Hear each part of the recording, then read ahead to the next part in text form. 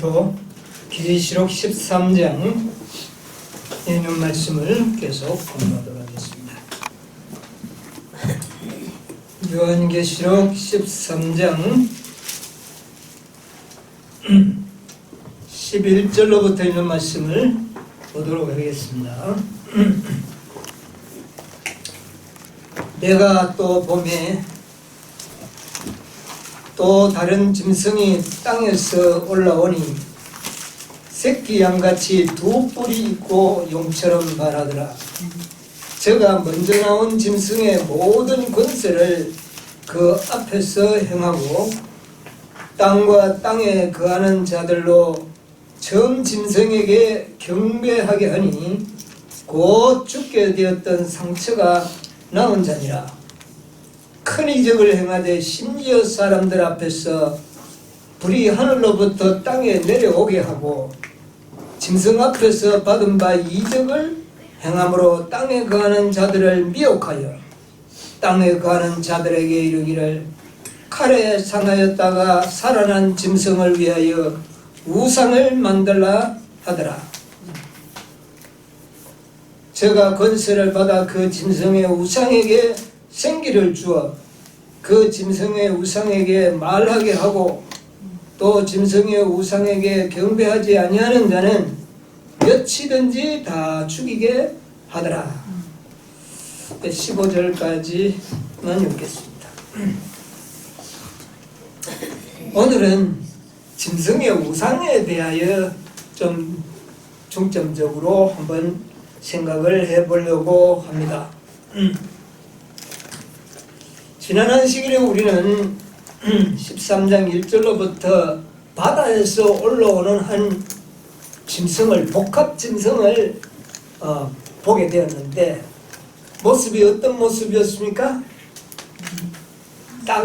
땅에서가 아니라 바다에서 올라오는 짐승. 모습이, 형상이 어떻다고요?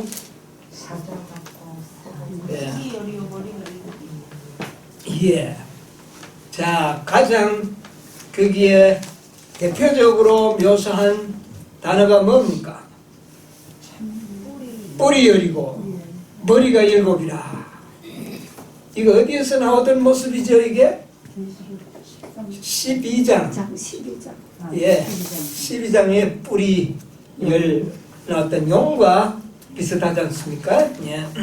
그 다음에 그 머리들에 참남된 이름들이 있고, 첫째는 용과 비슷했던 이 짐승.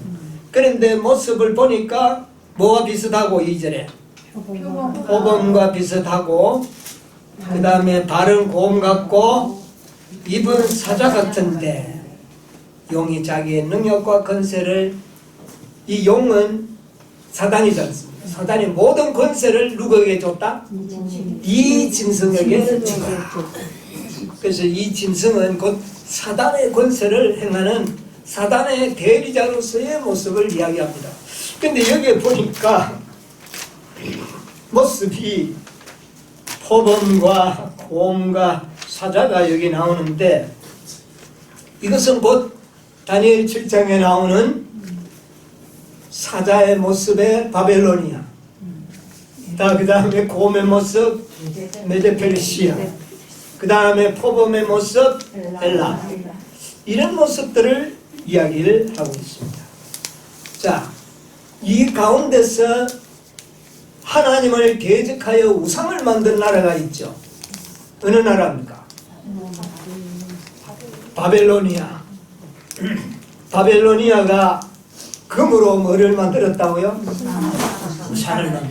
이 어떤 짐승이 우상을 만들었냐 하면은 사자와 같은 바벨로니아가 우상을 만들었어요. 그런데 11절에 이제 이상으로 두 번째 나오는 짐승이 14절에 보니까 다시 죽었다가 상하였다가 살아난 짐승을 위하여 또 뭐를 만들라 하더라? 우상을 만들라 하더라. 그랬어요. 자, 그러면 이 첫 번째 짐승 속의 속성 중에는 어떤 속성이 있었느냐면 우상을 만든 바벨론의 속성이 있었죠.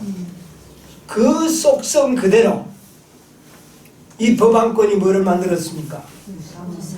어떤 우상을 만들었어요? 법안권이 만든 우상, 하나님의 법을 변경시키고 그 자리에 자기가 만든 법을 우뚝 세움으로 그것을 믿도록 하는 것은 곧 우상에게 뭐 하는 겁니까? 경배하도록 하는 일을 이 첫 번째 짐승이 이미 행하였다는 이야기입니다. 그래서 본래 바벨로니아가 금 신상을 만들었어요. 금으로 만든 신상. 그 다음에 이 11장에 나오는 땅에서 나오는 새끼양같이 두 뿔 있는 짐승이 또 우상을 만들라 그렇게 선언을 했는데, 이 짐승도 우상을 만들 때 뭘 가지고 만들까요?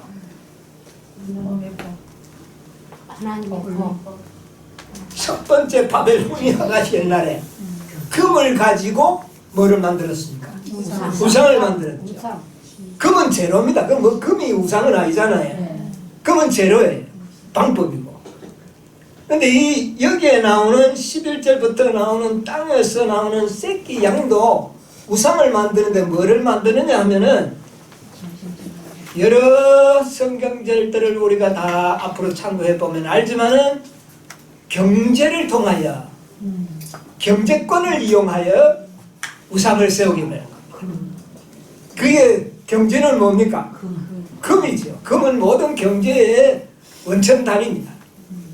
그래서 동일한 우상을 만든다는 사실을 조금 염두에 두면서 이 말씀을 좀 연구해 보도록 하겠습니다.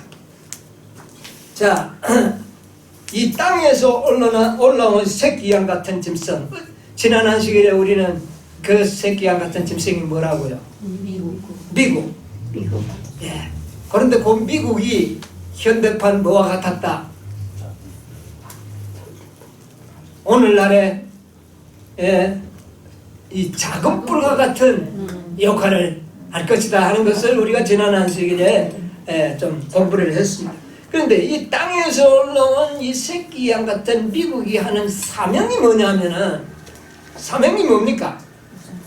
12절 보니까 짐승의 모든 권세를 그 앞에서 행하고, 땅에 거하는 자들로 처음 짐승에게 그러니까 이 두째 짐승의 목적이 어디에 있습니까? 처음 짐승에게 처음 짐승을 위하여 경배하도록, 모든 사람들을 처음 짐승을 섬기도록 하는 일이 두째 짐승의 사명이다. 여러분, 우리가 이 성경 전체의 줄거리를, 숲을 잘 봐야 됩니다. 숲을 잘 조심해 봐야 되지, 나무만 하나 깊이 파고 들어가다가는 좀 이상한 길로 빠질 수도 있다는 거죠.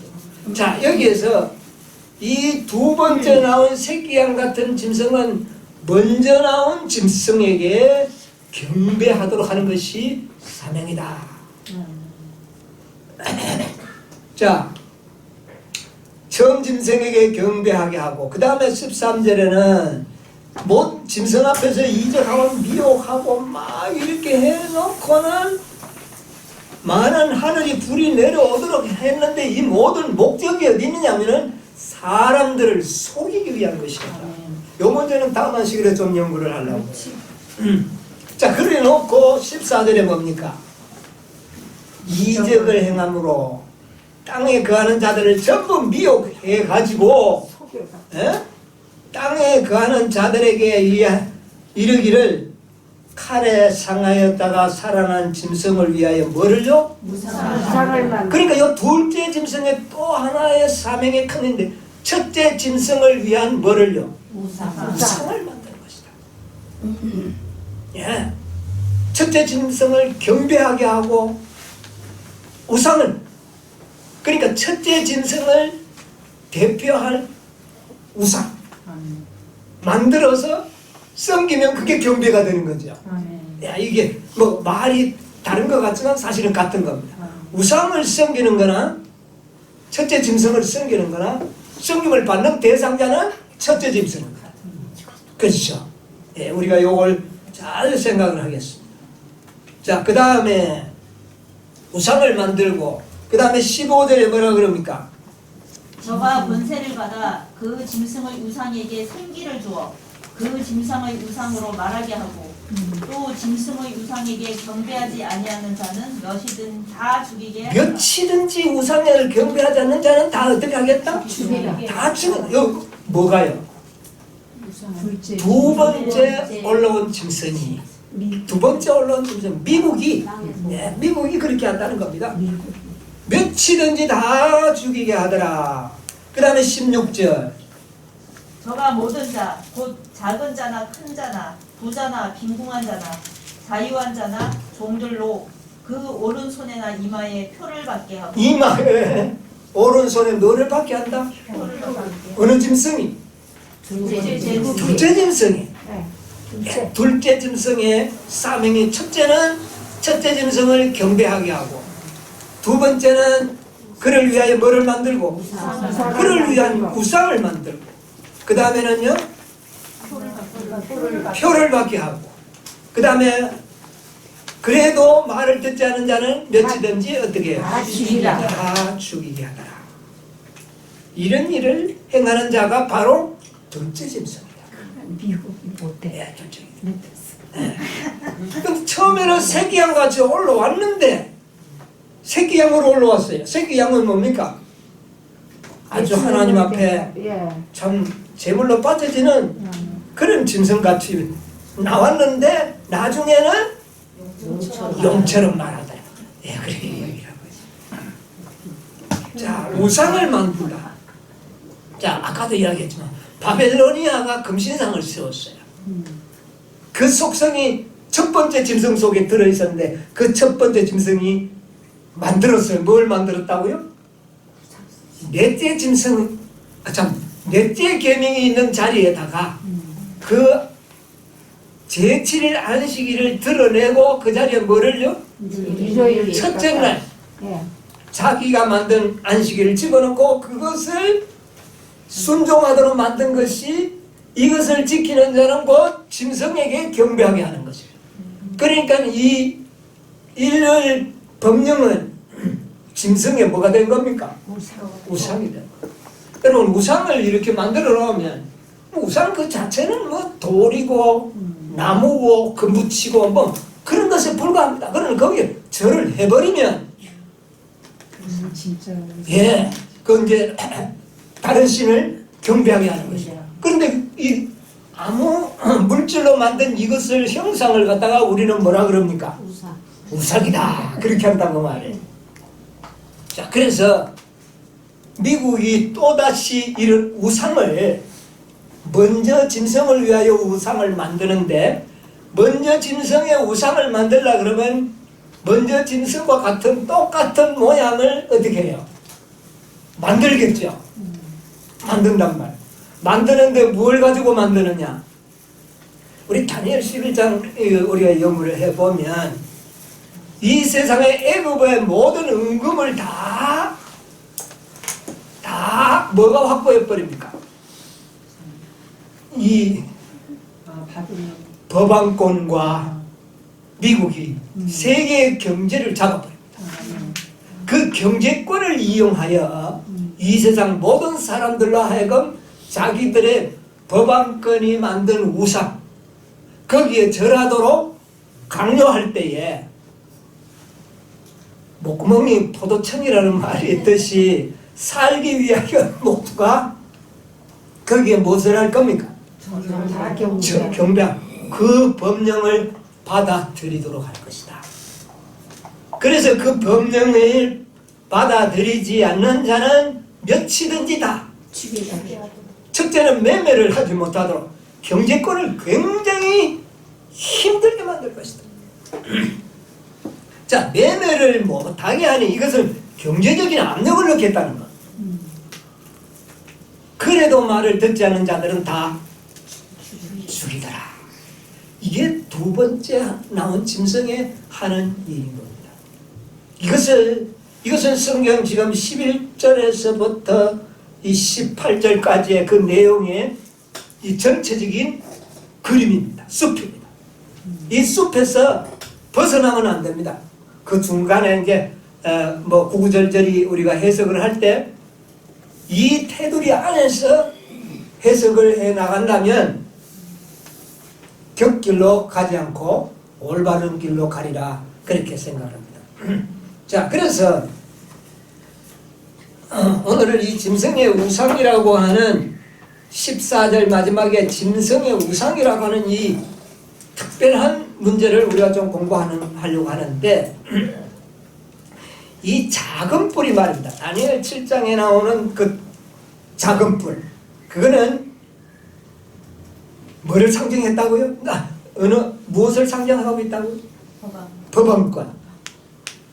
자, 그 다음에 다니엘 8장 9절에 나오는 작은 뿔은 뭐를 상징한다고요? 이교로마와 법왕로마. 자, 그런데 이 두 세력을 작은 뿔로 묘사하고 있거든. 그런데 먼저는 이교로마에게 적용되고 나중에 어디에 적용이 됩니까? 법왕로마에게. 자, 이런 모든 모습들을 여러분 머리에 잘 기억을 해 주시기 바랍니다. 그러면 이 둘째 짐승이 현대판 작은 뿔인데 7장에 나오는 미국 자체가 법왕권과 같은 역할을 할 것이라고 하는 상징을 하고 있습니다. 미국이 법왕권 같은 역할. 자, 그 다음에 8장에는 미국이 이교로마와 법왕로마의 두 세력을 이렇게 구분이 될 것을 표상하는 말씀이에요. 자, 다니엘 7장에는 법왕권만 이야기했어요. 그 다음에 8장에는 이교로마와 법왕로마로 구분이 되는데 나중에는 그것이 법왕로마, 이교로마보다 법왕로마에 다 갚아졌다. 이것이 무엇을 의미하느냐면 미국이 앞으로 발전되어 나갈 연의 상태를 잘 묘사하는 겁니다. 첫째는 이교로마. 그러니까 미국은 이교로마의 같은 역할을 합니다. 정치적인 세력으로서의 미국. 뭔 말인지 아십니까? 미국이 정치적인 세력으로서의 미국으로 존재하다가 점점 나중에 가서는 종교적인 세력이 이 정치적 세력보다 더 위에 올라갈 수 있는 그런 역할도 할 것에 대한 표상이 바로 다니엘 8장의 작은 뿔의 역할이라고 말해요. 미국의 역할이 이렇게 세분하여 구분이 될 것을 이야기하는 겁니다. 이것을 잘 기억하시기 바랍니다. 그래서 이 다니엘 8장의 작은 뿔에 대해서 오늘은 좀 더 깊이 연구를 해보려고 합니다. 자, 7장의 작은 뿔도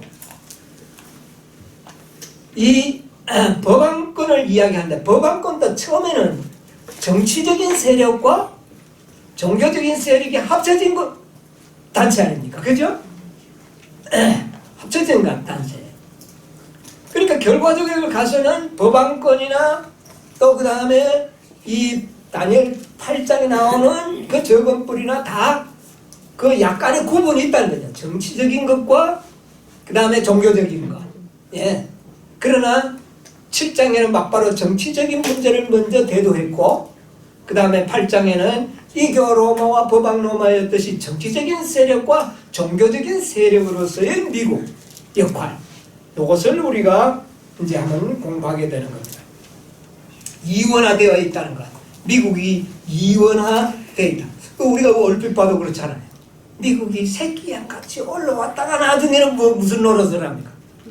용과 같은. 그러니까 이건 좀 다른 그런 일을 하고 하는 것을 우리가 보는 거죠. 자, 그래서 이 작은 뿔의 역할이 뭐냐 하면은 다니엘 8장 11절로 12절 한번 보세요. 또 스스로 높아져서 군대의 주제를 대적하며 그에게 매일 드리는 제사를 제하여 버렸고 그의 성소를 헐었으며 범죄함을 인하여 백성과 매일 드리는 제사가 그것에게 붙임 바 되었고 그것이 또 진리를 땅에 던지며 자의로 행하여 형통하였더라. 그 다음에 13절.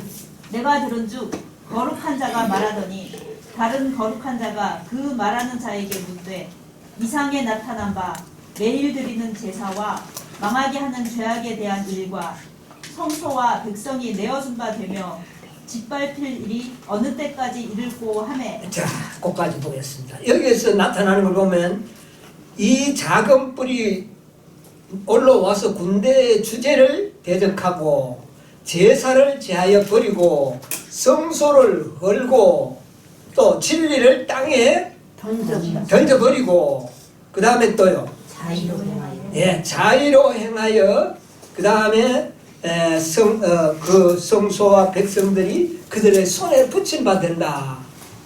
자, 그 다음에 다니엘 7장 25절을 한번 보겠습니다. 그가 장차 말로 지극히 높으신 자를 대적하며 또 지극히 높으신 자의 성도를 괴롭게 할 것이며 그가 또 때와 법을 변개코자 할 것이며 성도는 그의 손에 붙임 바 되어 한 때와 두 때와 반 때를 지내리라. 예, 여기에서 보면 8장과 비슷한 말을 하면서 특별히 하나를 이렇게 두드러지게 언급하고 있는데 또 뭐와 뭐 때와 법을 어떻게 하겠다? 하나님의 법을 변경케 할 것이다. 이것이 이제 두드러지게 7장에는 언급을 하고 있습니다. 자, 여기에 많은 일이 있지만 가장 두드러진 것이 하나님의 법을 어떻게 한다? 법을 변경케 할 것이다. 이게 가장 중요해요.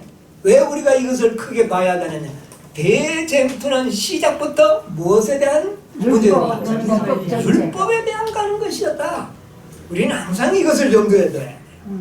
이 구속의 경륜과 대쟁투의 역사 속에는 이 하나님의 율법의 대쟁투라고 하는 것을 항상 우리는 잊어버리면 안 됩니다. 그러므로 율법을 변경케 하는 것이 작은 뿔의 가장 주된 목적이었다. 그 말입니다. 자, 그렇다면 현대판 미국도 조용히 올라온 이 세기양 같은 것이 올라와서 최종적으로 하는 일이 뭘까요? 가장 중요한 일이 하나님을 지들 땅에 던지고 뭐 다 하는 것도 좋다고 말이에요. 그러나 가장 핵심적인 것은 뭐냐? 율법을 변경. 때와 법을 변경시키는 일을 누가 또한 할 것이다? 미국이 하게 될 것이다. 이것이 13장이 우리들에게 아주 분명하게 깨닫도록 그렇게 주제하고 있는 놀라운 주제라는 사실을 여러분이 잊어버리지 않게 되기를 바랍니다. 자, 그래서 두 번째 이 작은 뿔. 자, 그런데 여기서 이제 우리가 이 율법을 변경시키는 이 궁극적인 이 목적을 위해서 이 둘째 짐승이 일을 하게 되는데 이것은 대쟁투의 최초의 전쟁이기도 하고 최종적인 전쟁이기도 합니다. 마지막. 그렇잖아요. 이 율법 전쟁이라는 것입니다. 자, 그래서 우리 다니엘서 7장 25절의 주석 가운데 있는 말씀을 우리 하나 보도록 하겠습니다. 주석 가운데 있는 말씀. 길 표지판을 반대로 꽂아놓음 하는 데서 한번 읽어보겠습니다. 주께서는 하나님의 도성으로 가는 길을 명백히 보여주셨지만 큰 배도자는 길 표지판을 바꾸어 거짓 표지판을 세웠다. 그는 말하기를 나는 하나님과 정반대되는 목적을 가지고 일할 것이다. 나는 나의 대표자 곧 불법의 사람에게 능력을 주어서 하나님의 기념이 되는 안식일을 허물어 버릴 것이다. 이렇게 해서 나는 하나님이 복주시고 거룩해 한 날이 변경되었다는 것을 세상에 보여주겠다. 나는 그날이 사람들의 마음에 살아있지 못하게 할 것이다.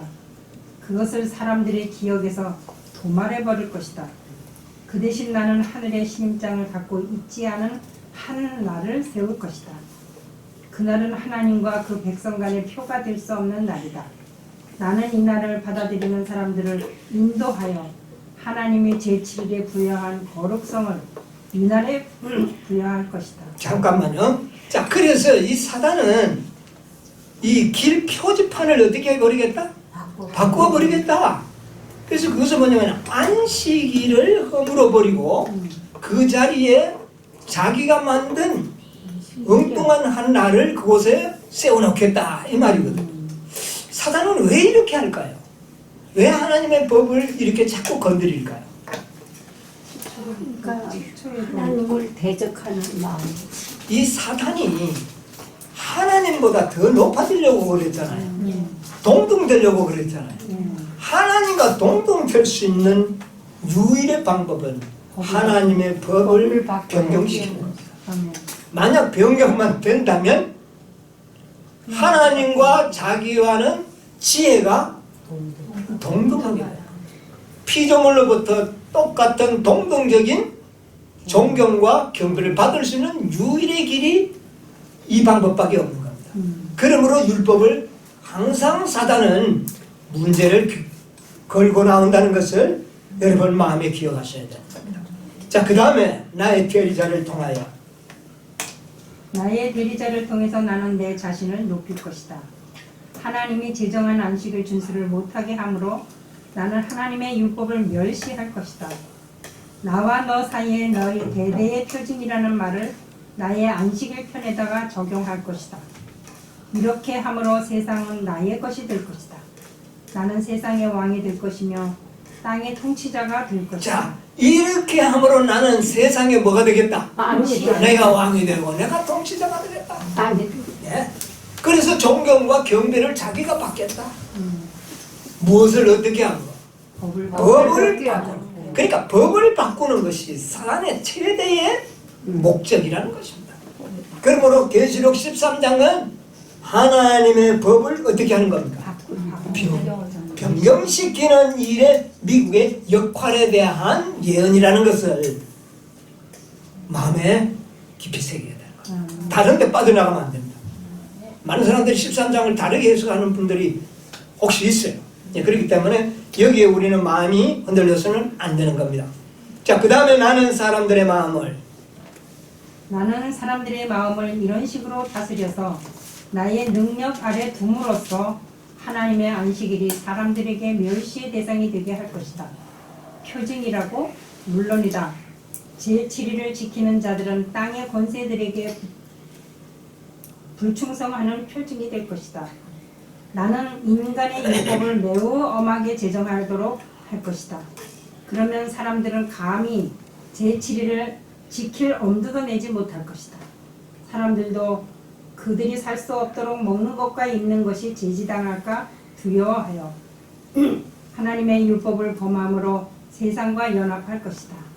그렇게 되면 세상은 완전히 나의 지배하에 있게 될 것이다. 자, 여기서 잠시 보세요. 표징이라고? 물론이다. 네. 제7일을 지키는 것은 무엇에 대한 표징이 될 것이다? 땅의 권세에 불충. 예, 이 세상 나라에 불충성하는 표가 될 것이다. 이 말은 뭡니까? 제7일을 지킨다면 세상의 미움을 받도록 내가 만들어 볼 것이다 이겁니다. 그렇죠. 이거 아주 중요한 말입니다. 제7일 지키는 자들은 아주 이 세상에 존재할 필요가 없는 그런 존재로 내가 만들어 볼 것이다. 앞으로 우리가 그렇게 될 것 같아요, 안 같아요? 그렇게 되겠죠. 네, 이렇게 지금 사단은 해서 저주의 표적이 되도록 만든다.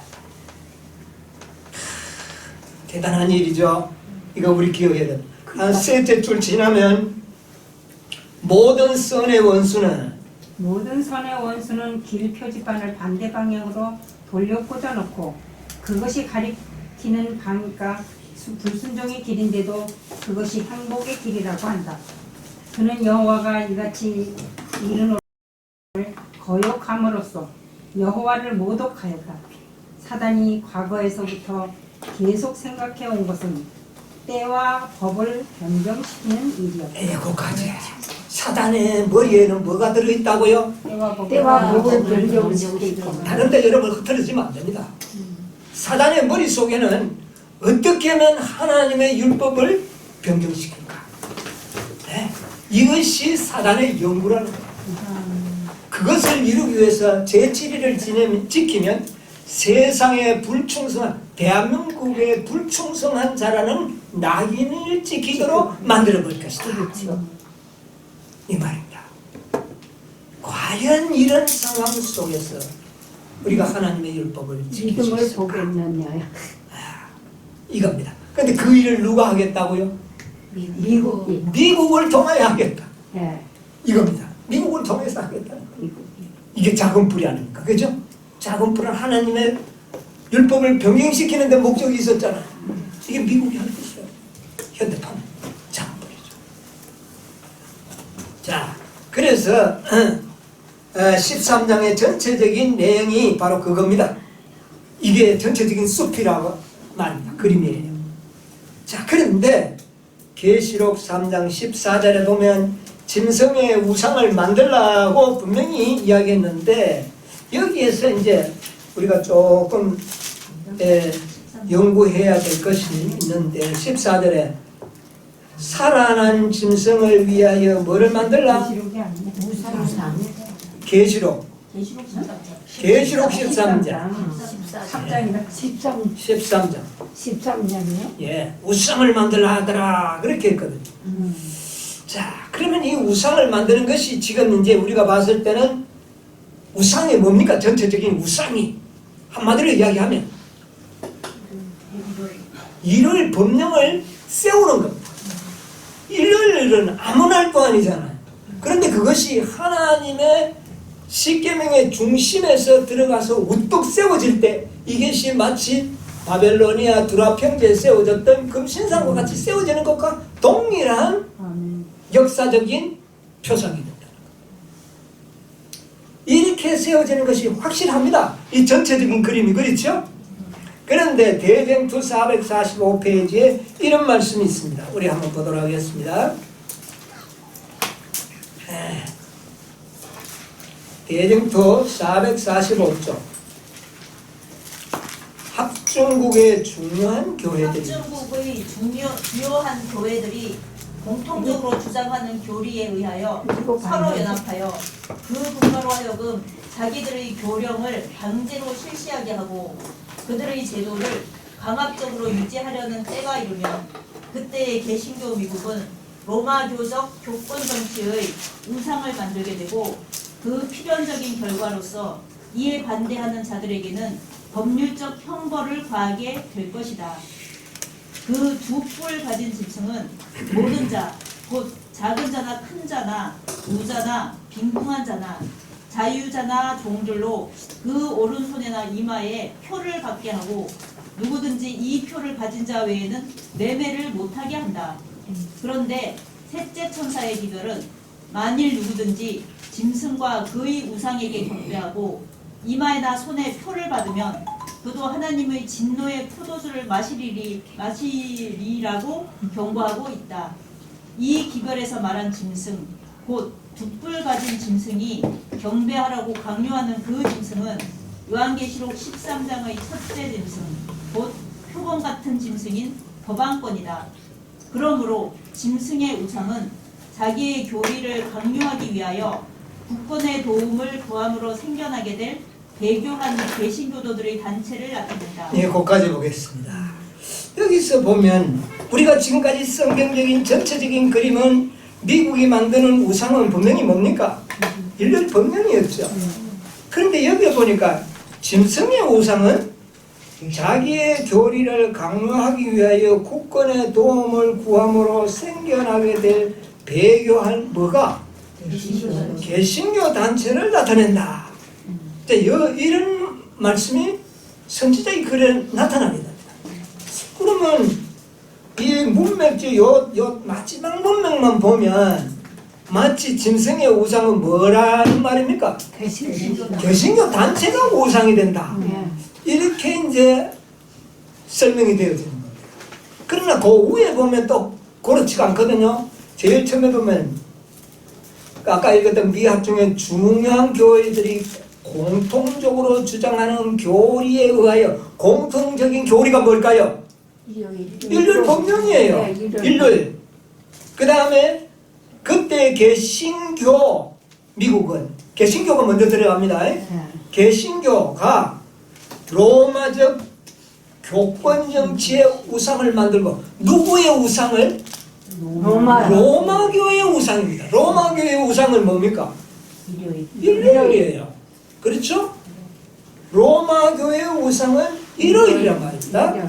자, 그런데 여기 밑에는 그러므로 짐승의 우상은 자기 교리를 강요하기 위하여 국권의 도움을 구함으로 생겨나게 될 배교한 개신교 단체를 나타난다. 여기 가서 그냥 헷갈려 버리는 거야. 그리고 요 말은 딱 연애신 가운데 여기밖에 없어. 딱 한 번 기록되어 있어. 근데 그 앞줄에도 보세요. 이 기면에서 말한 짐승, 곧 미국이죠. 곧 두 뿔 가진 짐승이 경배하라고 강요하는 짐승은 요한계시록 13장의 첫째 짐승, 곧 법원과 같은 뭐다?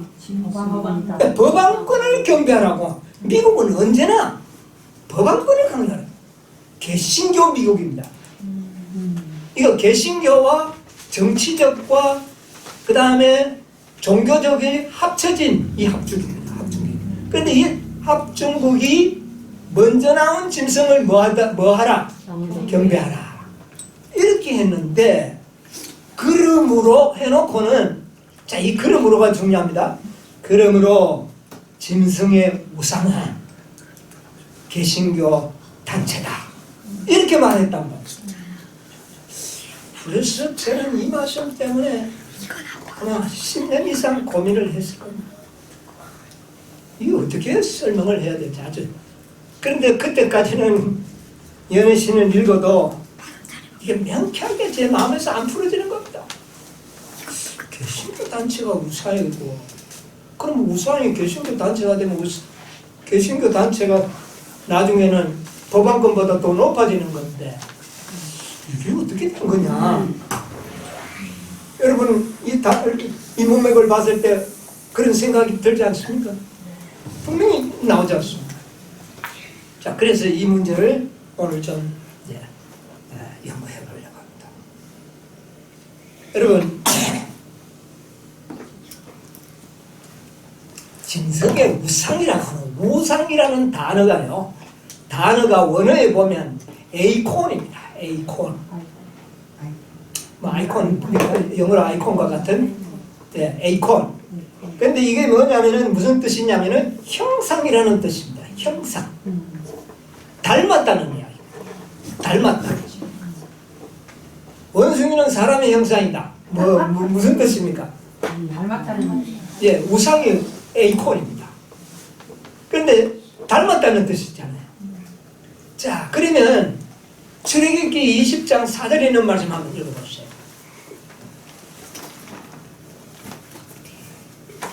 너를 위하여 새긴 우상을 만들지 말고 또 위로 하늘에 있는 것이나. 예, 그거 됐습니다.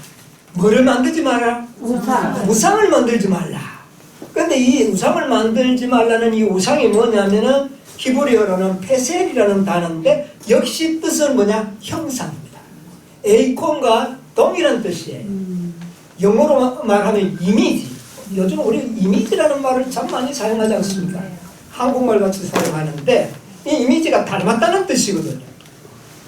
그러면 우상이라는 말은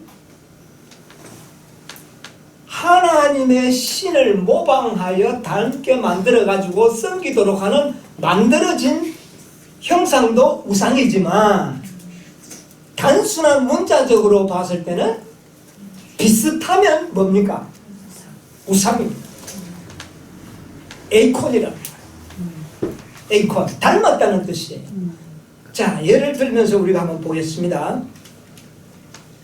고린도후서 4장 4절에 있는 말씀 한번 보겠습니다. 그 중에 이 세상 신이 믿지 아니하는 자들의 마음을 혼미케 하여 그리스도의 영광의 복음의 광채가 비치지 못하게 하니 그리스도는 하나님의 형상이다. 야, 여기 보니까 그리스도는 하나님의 뭐라? 형상이다. 이거 달리 번역을 하면 우상이다 이렇게 말할 수도 있는 겁니다. 닮았다는 뜻이에요. 그러니까 그리스도는 하나님 아버지 하나님과 똑같으신 분이다. 형상이다는 말이에요. 이게 에이콘입니다. 예. 이 우상이라는 말에 두 가지의 그 뜻을 잘 우리가 이해할 필요가 있습니다. 에이콘입니다. 자, 골로새 1장 15절에 골로새 1장 15절. 그는 보이지 아니하시는 하나님의 형상이요 모든 창조물보다 먼저 나신 자니. 자, 예수님은 하나님의 뭐라고요? 형상. 형상, 우상이요. 예. 닮았다는 거. 형상 똑같다는 거. 자, 그 다음에 고린도후서 3장 18절 보십시오. 우리가 다 수건을 벗은 얼굴로 거울을 보는 것 같이 주의 영광을 보매 저와 같은 형상으로 화하여 영광으로 영광에 이르니 곧 주의 영으로 말미암아 우리도 누구와 같은 형상으로 변한다고요? 주의 영 예. 주의 형상. 이게 우상이라는 말과 동일한 말입니다. 에이콘입니다. 우리도 그러면 예수님의 뭐가 되어야 돼요? 형상. 에이콘이 되어야 된다. 닮은 자가 되어야 돼요. 자, 예수님은 아버지 하나님의 에이콘이요. 우리는 누구의 에이콘? 예수님의. 예수님의 에이콘이에요. 그래서 에이콘이라는 말은 이런 둘째 계명과 같은 우상이라는 다른 신의 의미로도 사용되지만 단순하게 닮았다고 하는 그런 의미로도 어떻게 해요? 사용된다 그 말입니다. 이것을 우리가 이해하면서 우리가 이 말씀을 좀 연구해 보도록 하겠습니다. 그래서 둘째 계명에 나오는 그 우상, 에이콘, 닮음, 이것은 하나님과 닮은 신이라는 이야기죠. 하나님이 아닌 닮은 거짓 신들이 다 하나님을 닮았지 않습니까? 섬김을 받는 일이 있었어요. 그래서 그것을 갖다가 에이콘이라고 그랬어요. 자, 그래서 이 에이콘의 그 용례들을 우리가 잘 생각을 해보면은요, 용의 에이콘은 뭐가 에이콘입니까? 용의 에이콘, 사단의 에이콘, 법왕권이 용의 에이콘입니다. 우상입니다. 닮았다고 말합니다. 뭔 말인지 알죠? 자, 그 다음에 이 법왕권의 에이콘은 또 뭘까요? 예, 미국. 우리 뭐 지사님도 잘 아십니다. 미국은 법왕권의 또 뭡니까? 에이콘. 그렇잖아요? 자, 그런데 우리가 이 법왕권의 형상이 바로 미국인데, 미국은 정치적인 이교 로마의 성격과 종교적인 법왕권의 그 타락한 교회의 그 종교적인 세력이 합쳐진 복합 작은 불이잖아요. 자, 그래서 그러면 이교 로마적인 정치적인 에이콘은 미국의 정치적인 세력이 에이콘이 될 수 있습니다. 그러면 법왕권의 그 종교적인 세력의 에이콘은 뭐가 될까요? 미국의 개신교 단체가 법왕권의 에이콘이 된다고 말합니다. 뭔 말인지 아세요? 예. 그러니까 이 다니엘 8장의 작은 불이 이교 로마와 법왕 로마로 구분이 되었던 것처럼 이 미국도 정치적인 세력과 종교적인 세력으로 구분이 되는데, 정치적인 세력은 이교 로마의 에이콘이었고 미국의 종교적인 세력은 법왕권의 에이콘이 된다는 말입니다. 그러면 종교적인 세력은 어느 단체들이냐? 개신교 단체들이 바로 그 짐승이 뭐가 되는 겁니까? 에이콘이 됩니다. 자, 그렇게 이해하면서 이제 우리가 그 445쪽을 보면 이제 그것이 제대로 이해가 되는 겁니다. 엘렌 G. 화이트는 그것을 설명한 거예요. 바로 이 개신교 단체가 미국의 작은 뿔 중에 두 번째 세력인 종교적인 세력의 형상이 된다고 말합니다. 그런데 이것이 나중에 일요일 법령을 만드는 일을 하더라 그 말이에요.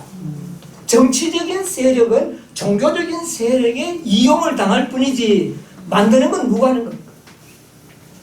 옛날에 이교 로마가 법학 로마가 있었는데 이교 로마가 인류 법령 만든 게 아니고 종교적인 세력에 있던 법안권이 만들었던 것처럼 이 미국도 정치적인 세력이 아니라 종교적인 세력인 이 개신교 단체가 이를 법령을 만들 것이다. 그러므로 개신교 단체는 법안권의 에이콘이다 그 말이에요. 이제 이해가 되십니까? 네. 그래서 딱 이 단어는 여기 한 번만 사용됐어요.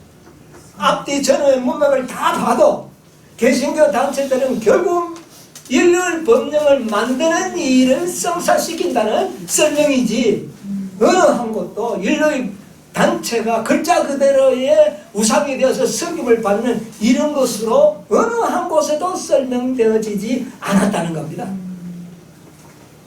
그래서 우리가 지금 이 예언의 신을 우리가 연구할 때 이 다니엘 7장과 8장에 대한 이 작은 뿔의 역사를 연구하지 않으면 이거 설명하기가 쉽지가 않다는 겁니다.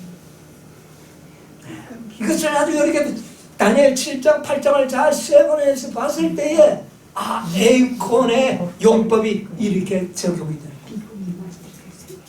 거예요. 그래서 전체적인 그림과 요 14장의 하나의 단어를 우리가 좀 이렇게 분리해서 연구해 봤을 때 결국은 이것이 조화를 이루어 나가잖아요. 결국은 조화를 이루어 더 선명하게 예언의 신을 설명해 낼 수가 있는 거예요.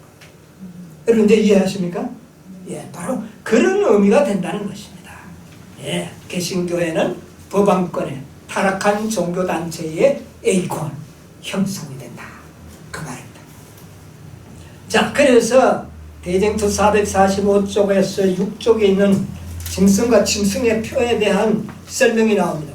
거기서 그것이 바로 445쪽에 개신교 단체라 하는 말씀이 나오고 난 다음에 이어져 나오는 말씀이거든요. 자, 거기서 개신교 단체가 존경을 받고 우상에게 막 이렇게 대접을 받는 기록이 있는 거 한번 보시라고. 예언은 짐승과 우상에게 예언은 짐승과 그 우상에게 경배하는 자들에게 경고한 후 성도들의 인내가 여기 있나니 저희는 하나님의 계명과 예수 믿음을 지키는 자니라고 말한다. 이와 같이 하나님의 계명을 지키는 자와 짐승과 그 우상을 경배하고 그 표를 받는 자를 대조적으로 기록한 것을 보면 하나님을 경배하는 자와 짐승을 경배하는 자의 분별이 하나님의 계명을 지키는 것과 범하는 데 있는 것이 분명합니다. 여기 분명하게 설명을 하고 있죠. 대쟁교의 초점은 뭡니까? 하나님의 법과 저 천주교회가 만든 법과의 싸움이다. 인간이 만든 법과의 싸움이다. 예. 그래서 인간이 만든 법을 섬기면 그 짐승을 뭐 하는 겁니까? 경배하는 거고 우상에게 뭐 하는 겁니까? 절하는 것이 되는 겁니다. 이것을 지금 그 말씀 다음에 막부리 이렇게 설명을 쫙 해나가고 있습니다. 그 다음에 계속 보세요. 짐승의 특징. 짐승의 이건 특징과 법안권이죠. 동시에 그 우상의 특징이 되는 것은 하나님의 계명을 깨트리는 것이다. 자, 그러니까 보세요. 아멘. 법안권의 특징과 짐승의 우상, 개신교 단체. 뭔 말인지 아십니까? 조무에 사용했던 개신교 단체의 특징이 뭡니까? 하나님의 계명을 깨트리는 것이다. 둘이가 똑같다는 거. 그러니까 둘이는 에이콘 맞습니까? 안 맞습니까? 똑같죠. 예, 그 말입니다. 예? 법안권이 했던 일을 종교 단체들이, 개신교 단체들이 할 것에 대한 설명이 뒤에 그대로 나오지 않습니다. 그러니까 미국에서 예, 한 거지. 그게 에이콘이라는 말이에요. 우상이라는 말이에요. 그래서 이것은 이 모든 내용을 아는 분들이 만약에 번역했더라면 그 단어에는 개신교 단체들은 우상이라고 하지 말고 형상이라고 번역해버렸으면 아무 문제가 없이 다 이해가 가는데, 그러나 뭐 번역이 잘못된 것은 아니죠. 그것은 우리가 연구했어야 될 문제였을 뿐입니다. 아시겠습니까? 네. 자, 그 다음 계속 보세요. 다니엘은 작은 뿔, 곧 법안권에 대하여 그가 또 때와 법을 변개코자 할 계속 것이다. 법을 변경하는 문제, 이게 지금 나오는 거예요. 딴 거 없습니다. 바울은 그 동일한 세력을 하나님보다 자기를 높이고자 한 불법의 사람이라고 자, 불렀다. 그리고 결국은 높임을 받는 자가 누구라고요? 자기가 불법의 사람. 불법의 사람이 누굽니까? 마귀 법왕권, 교황을 이야기합니다. 교황. 여러분 천주교 같다면 교회보다는 뭐가 먼저 생각납니까? 교황. 이 천주교의 특징은 뭐냐면 교회 백성들보다도 뭐 주교들 뭐 이런 것보다도 가장 핵심은 뭡니까? 교황. 그러니까 이 불법의 사람 교황을 이야기하는 거예요. 예, 자 그다음 계속 보세요. 보완해 준다. 법왕권은 법왕권은 오직 하나님의 율법을 변경시킴으로써 자신을 하나님보다 높이 이거 보세요 그랬잖아요. 법왕권은 하나님의 율법을 변경시킴으로써 자신이 어떻게 해요? 하나님보다 높아질 수 있다. 분명하게 설명됩니다. 예. 그리고 누구든지 이와 같이 변경된 율법인 것을 알면서도 그것을 준수하는 자는 그 율법을 변경시킨 자에게 최상의 영광을 돌리는 셈이다. 이와 같이 법왕권의 율법을 순종하는 행위는 하나님 대신에 법왕에게 순종하는 자 결국은 뭐냐면은 법왕권이 만든 법을 순종하는 행위는 하나님 대신에 누구? 법왕. 여러분 이건 사람이잖아요. 그래서 결국은 옛날에 중세기 때 교황이 신으로 군림을 했던 것처럼 앞으로도 법왕이 신적인 존재로 군림할 것에 대한 예언입니다. 이거는. 네, 딴 데 초점을 두면 안 돼. 왜 그렇게 높임을 받느냐? 그가 율법을 뭐 했기 때문에? 변경시켰기 때문에. 네, 물론 그 뒤에 사단이 있었지만 사단은 보이지 않았잖아요. 네, 모든 것이 법왕이 했잖아요. 그 다음에 법왕권은 하나님의 율법을 변경시키고자 하였다. 우상 예배를 금지하는 둘째 계명은 율법에서 제하여 버리고 넷째 계명은 안식일을 제7일 대신에 제1일의 준수를 인정하는 것처럼 고쳐버렸다. 그러나 법안 교도들은 둘째 계명을 삭제한 이후에 예, 그거는 조금 지나가서 조금 지나가면 다음과 같이 말하고 있다. 그가 또 때와 법을 거기서부터 들는 거죠. 그가 또 때와 법을 변개코자 할 예, 것이다. 핵심은 여기입니다. 넷째 계명의 변경은 바로 이 예언이 정확하게 성취된 것이다. 이러한 변경에 대하여 그들이 주장하는 유일의 권위는 교회의 권위이다. 이 점에서 법왕의 권세는 그 자신을 하나님보다 공경연하게 더 높이고 있다. 예, 거기까지 보겠습니다. 이 점에 있어서 법왕의 권세는 자신을 하나님보다 공공연하게 어떻게 해요? 높입니다. 그런데도 불구하고 일요일을 지키면 누구를 섬기는 겁니까? 법왕을 섬기는 것이다. 그럼 법왕이 섬기면 법왕이 뭐가 되는 겁니까? 진짜 우상은 법왕이 되는 거예요. 그가 법을 변경시켰습니다. 그래서 제가 옛날부터 법왕이 바로 우상되고 섬김을 받는 시기가 올 것이다 하고 한 겁니다. 그렇죠. 일명 개신교 단체는 법왕에 섬기도록 하는데 목적이 있었어요. 네? 이게 전체적인 그림이라는 겁니다. 전체적인 그림. 자, 그러면 이 법왕이 공공연하게 자신의 권세를 높이기 위해서 이제 이렇게 이제 계략을 꾸몄는 것인데 여기에서 우리가 이제 잘 보면은 개신교 단체들은 로마 법왕권이 한 일을 역사적으로 반복한 겁니다. 그렇죠? 반복했으니까 닮았죠? 그러니까 에이콘이라. 또 그대로 됐다. 개신교 단체가 법왕권이 했던 그것을 그대로 모방해서 일을 만들어냈기 때문에 에이콘, 형상. 그런데 이것을 우상이라고 표현했기 때문에 헷갈렸을 뿐이에요. 그러나 성경 전체적인 그림과 예언의 신의 앞뒤 문맥의 모든 것을 보면 일일 법령이 하나님의 율법을 변경시키는데 사단의 목적이 있었고 또 그것은 법왕권의 일이었다.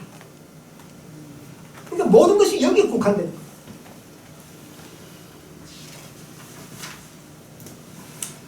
그리고 난 다음에 뭐라고 이야기합니까? 계시록 13장 17절 18절 보세요. 이 말씀과 일치하는지 아닌지 한번 다시 정리해보세요. 누구든지 이 표를 가진 자 이외에는 매매를 못하게 하니 이 표는 짐승의 이름이나 그 이름의 수라. 지혜가 여기 있으니 총명 있는 자는 그 짐승의 수를 세어보라. 그 수는 사람의 수니 666이니라. 자, 여기에서 이제 키포인트를 우리에게 주는 겁니다. 뭐라 그럽니까?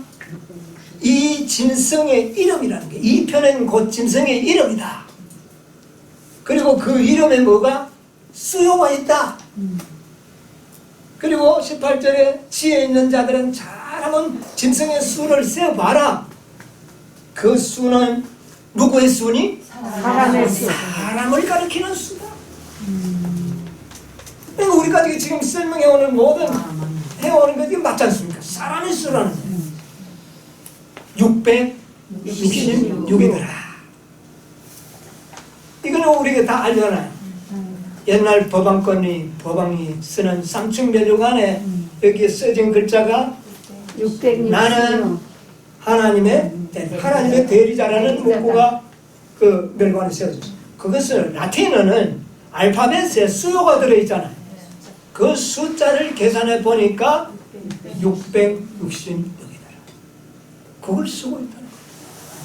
그러니까 결국은 우상의 핵심은, 경배는 바로 법왕이 받고 우상이 세워진다는 말은 인류의 법령이 만들어지는 것이고, 일요일을 지키는 것은 손과 이마에 표를 받는 행위고, 이 모든 일을 앞장서서 한 것이 작은 뿔 미국이 했고, 그 가운데도 나중에 법왕권을 상징하는 에이콘 개신교 단체들이 이 일을 할 것이라는 것이 계시록 13장 11절로 18절의 전체적인 그림이다. 여러분 이제 이해하시겠죠? 예. 그래서 비카리우스 필리데, 하나님의 대리자, 이게 600일. 그럼 뭐 계산을 해보니까 나폴레옹 또 그 해보니까 나오고 히틀러도 나오고. 그러니까 그것도 근사한 게 사단의 대리자들이라 그들도 가만보면. 맞아요. 술 아주 로마의 그 사람 이름이 케이클랍니까? 아주 흉악한 왕이서 그 왕의 이름도 또 계산돼 보니까 666. 아주 지독하게 못됐고 아주 하나님을 대적했던 그런 왕들의 이름들을 이렇게 풀어서 숫자적으로 666이 많이 나오는 거예요. 그것도 하나의 증거가 돼. 예. 그러나 여기는 짐승의 수거든. 짐승은 로마 캐토릭이니까. 그러니까 이 모든 예언들이 이제는 구슬같이 잘 엮여서 이제 우리에게 드러나는 겁니다. 자, 우리 짐승의 표에 대해서는 다음 한 시간에 한 번 좀 더 연구를 해볼 필요가 있다고 생각을 합니다. 자, 그런데 우리가 이제 자세히 보면은요,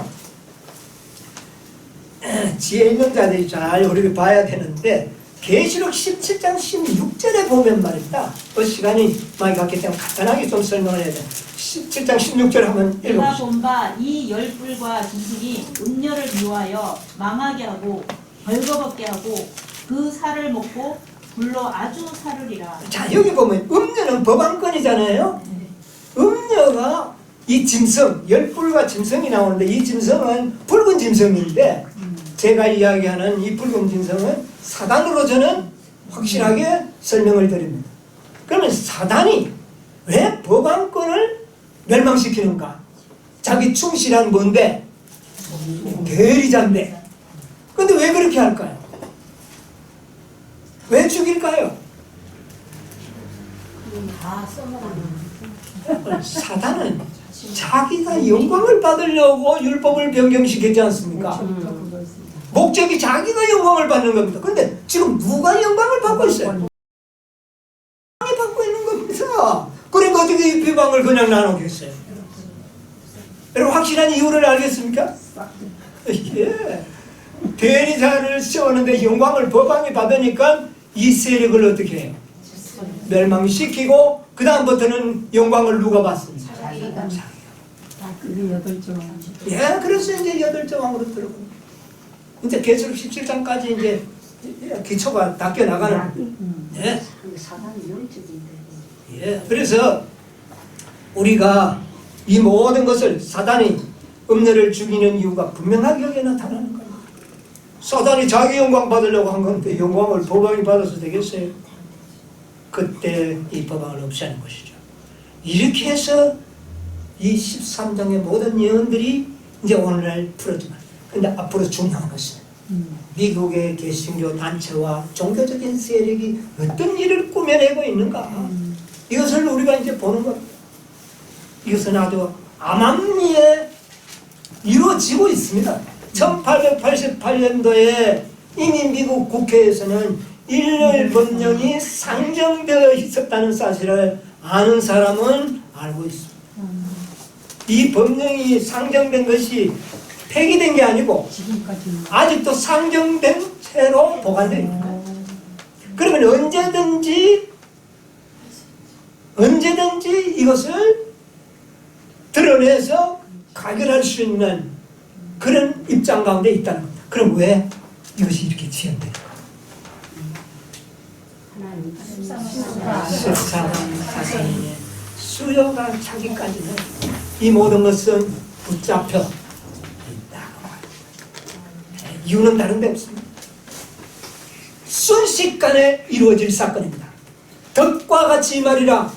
일요일 법령은요, 순식간에 이루어져서 우리를 덕과 같이 덮쳐버릴 법령이에요. 그러니까 그러므로 우리는 법사에 깨어서 근신하여 준비하지 아니하면 덮침을 받게 됩니다. 기억하시게 되기를 바랍니다. 일요일 법령은 굉장히 덕과 같이 임할 것입니다. 상정되어 있는데 어느 날 끄집어내서 할 수도 있다는 것이죠. 그 기간이 왈가왈부하고 토론하는 기간이 매우 짧게 지나갑니다. 맞춰질 수 상정돼 없고. 있는 거기 그리고 예, 지금은 또 있다는 하나님 겁니다. 백성이 그러면 문제는 뭐냐? 우리가 준비되었느냐 안 되었느냐. 준비가 하루아침에 되느냐.